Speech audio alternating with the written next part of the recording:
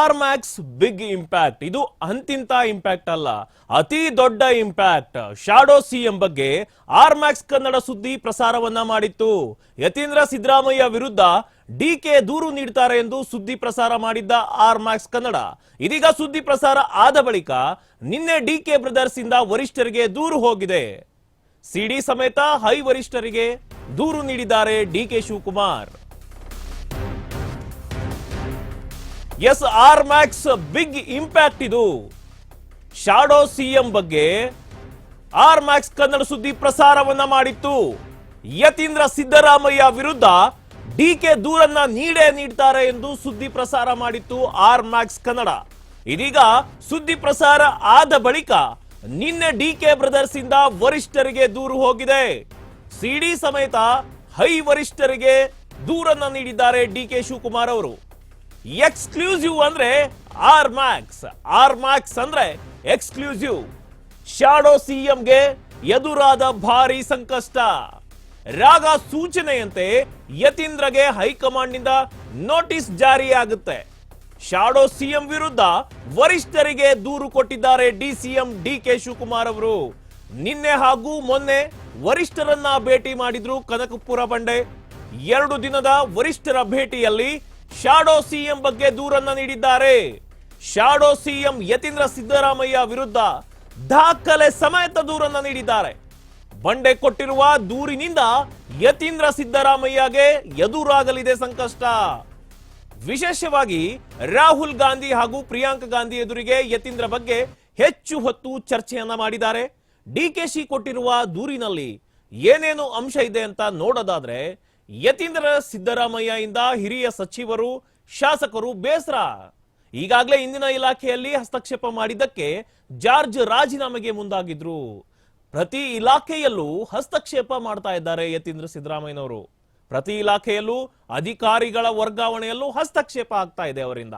ಜಿಲ್ಲಾ ಮಟ್ಟದಲ್ಲಿ ಸಚಿವರನ್ನ ಹೊರತುಪಡಿಸಿ ಕೆಡಿಪಿ ಸಭೆಯನ್ನ ನಡೆಸ್ಬಿಡ್ತಾರೆ ಇವರು ಮೈಸೂರಿನಲ್ಲಿ. ಹಿರಿಯ ಅಧಿಕಾರಿಗಳು ಸಿಎಂ ನಿವಾಸ ಬಿಟ್ಟು ಯತೀಂದ್ರ ಮನೆ ಹತ್ರ ಇರ್ತಾರೆ. ಮಾಧ್ಯಮಗಳ ಎದುರು ಗೊಂದಲದ ಹೇಳಿಕೆಯನ್ನು ನೀಡ್ತಾರೆ. ಅಧಿಕಾರ ಹಂಚಿಕೆ ಬಗ್ಗೆ ಮಾಧ್ಯಮಗಳ ಮುಂದೆ ಬಹಿರಂಗವಾಗಿ ಹೇಳಿಕೆ ಕೊಡ್ತಾರೆ. ಈ ಹೇಳಿಕೆಯಿಂದ, ಯತೀಂದ್ರ ಸಿದ್ದರಾಮಯ್ಯ ಅವರ ಹೇಳಿಕೆಯಿಂದ ಕಾರ್ಯಕರ್ತರಲ್ಲಿ ಗೊಂದಲ ಆಗುತ್ತೆ.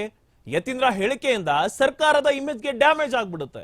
ಯತೀಂದ್ರ ಹೇಳಿಕೆಯಿಂದ ರಾಜ್ಯದ ಜನತೆಗೆ ಸರ್ಕಾರದ ಮೇಲೆ ನೆಗೆಟಿವ್ ಅಭಿಪ್ರಾಯ ವ್ಯಕ್ತವಾಗ್ತಾ ಇದೆ.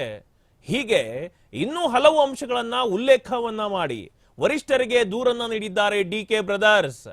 ರಾಗ ಹಾಗೂ ಪ್ರಿಯಾಂಕಾ ಗಾಂಧಿಗೆ ದೂರಿನ ಬಳಿಕ ಸುರ್ಜೇವಾಲ್ಗೆ ರಾಗ ಕರೆ ಮಾಡಿ ಯತೀಂದ್ರ ಸಿದ್ದರಾಮಯ್ಯಗೆ ನೋಟಿಸ್ ನೀಡುವಂತೆ ಕಟ್ಟಾಜ್ಞೆಯನ್ನ ಮಾಡಿದ್ದಾರೆ. ಯತೀಂದ್ರಗೆ ನೋಟಿಸ್ ಜಾರಿ ಮಾಡಿ ಸವಿಸ್ತರಣೆ ಕೇಳುವಂತೆ ಸೂಚನೆಯನ್ನ ಕೊಟ್ಟಿದ್ದಾರೆ ರಾಗ ಅವರು.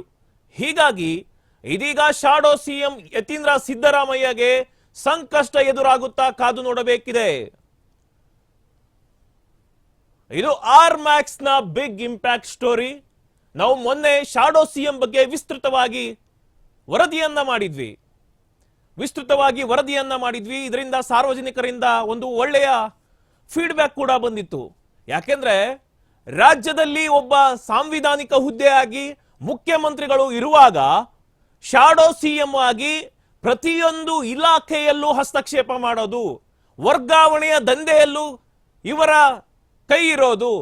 ಹೀಗಾಗಿ ಹಿರಿಯ ನಾಯಕರಿಗೂ ಇವರ ಕಡೆಯಿಂದ ಬೆಲೆ ಇರದೇ ಇರೋದ್ರಿಂದ ಕೆಜೆ ಜಾರ್ಜ್ ಅವರು ಕೂಡ ರಾಜೀನಾಮೆಗೆ ಮುಂದಾಗಿದ್ರು. ನಾವು ಅವತ್ತೇ ಹೇಳಿದ್ವಿ, ಡಿಕೆ ಶಿವಕುಮಾರ್ ಅವರು ಬರೀ ಅಸ್ಸಾಂ ಚುನಾವಣೆಯನ್ನ ಇಟ್ಕೊಂಡು ದೆಹಲಿಗೆ ಹೋಗ್ತಾ ಇಲ್ಲ.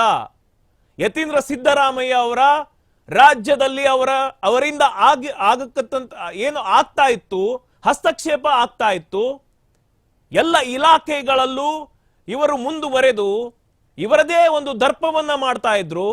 ಸಿದ್ದರಾಮಯ್ಯ ಅವರನ್ನ ಬಿಟ್ಟು ಹಿರಿಯ ಅಧಿಕಾರಿಗಳೆಲ್ಲರೂ ಯತೀಂದ್ರ ಸಿದ್ದರಾಮಯ್ಯ ಅವರ ಮನೆ ಹತ್ರ ಅಥವಾ ಅವರ ಕಡೆ ಹೋಗಿ ನಿಲ್ತಾ ಇದ್ರು. ಹೀಗಾಗಿ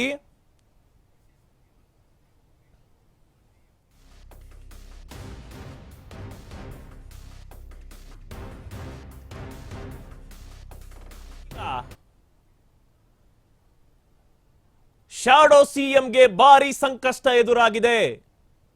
ಶಾಡೋ ಸಿಎಂ ಬಗ್ಗೆ ಡಿಕೆ ಶಿವಕುಮಾರ್ ಅವರು ರಾಧಾ ಅವರಿಗೆ ಮತ್ತು ಪ್ರಿಯಾಂಕಾ ಗಾಂಧಿ ಅವರಿಗೆ ದೂರನ್ನ ನೀಡಿದ್ದಾರೆ. ಎಳೆಯಾಗಿ ವಿಸ್ತರಿಸಿದ್ದಾರೆ. ಯತೀಂದ್ರ ಸಿದ್ದರಾಮಯ್ಯನವರು ಯಾವ ತರ ಹಸ್ತಕ್ಷೇಪವನ್ನ ಮಾಡ್ತಾ ಇದ್ದಾರೆ, ಪ್ರತಿಯೊಂದು ಇಲಾಖೆಯಲ್ಲಿ, ಕಂದಾಯ ಇಲಾಖೆ ಆಗಿರ್ಬೋದು, ಪವರ್ ಇಲಾಖೆ ಆಗಿರ್ಬೋದು, ಪ್ರತಿಯೊಂದು ಇಲಾಖೆಯಲ್ಲೂ ಇವರ ಹಸ್ತಕ್ಷೇಪ. ಆಮೇಲೆ ಕೆಡಿಪಿ ಸಭೆಯನ್ನ ಜಿಲ್ಲಾ ಉಸ್ತುವಾರಿ ಸಚಿವರು ನಡೆಸಬೇಕು.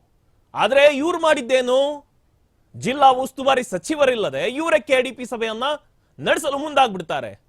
ಹೀಗಾಗಿ ಇದು ರಾಜ್ಯ ರಾಜಕಾರಣದಲ್ಲಿ ಹಾಗೂ ಇಡೀ ರಾಜ್ಯದ ಜನತೆಯ ಮುಂದೆ ಒಂದು ಅಪಹಾಸ್ಯ. ಇದು ಏನಪ್ಪ, ಸಿಎಂ ಸಿದ್ದರಾಮಯ್ಯನವರು ಇರ್ತಾರೆ, ಬಟ್ ಒಂಥರ ಶಾಡೋ ಸಿಎಂ ಆಗಿ ಅವರ ಎಲ್ಲ ಅಧಿಕಾರಿಗಳನ್ನ ಎಲ್ಲರನ್ನೂ ಒಂಥರ ಹಿಡಿದಿಟ್ಟುಕೊಂಡು ಆಟ ಆಡಿಸೋದು ಯಾರಂದ್ರೆ ಯತೀಂದ್ರ ಸಿದ್ದರಾಮಯ್ಯ.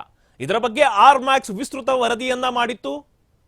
ಸಾರ್ವಜನಿಕರಿಂದ ಮೆಚ್ಚುಗೆ ಕೂಡ ವ್ಯಕ್ತವಾಗಿತ್ತು. ದೂರವಾಣಿಗೆ ಸಂಪರ್ಕವನ್ನ ಮಾಡಿಕೊಂಡು ಹಲವಾರು ವರಿಷ್ಠರು ಆಗಿರ್ಬೋದು, ಹಲವಾರು ಕಾರ್ಯಕರ್ತರು, ವರಿಷ್ಠರು, ಹಾಗೆ ಸಾರ್ವಜನಿಕರು ಎಲ್ಲರೂ ಕೂಡ ಅವರವರ ಅಭಿಪ್ರಾಯವನ್ನ ಮಂಡಿಸಿದ್ರು.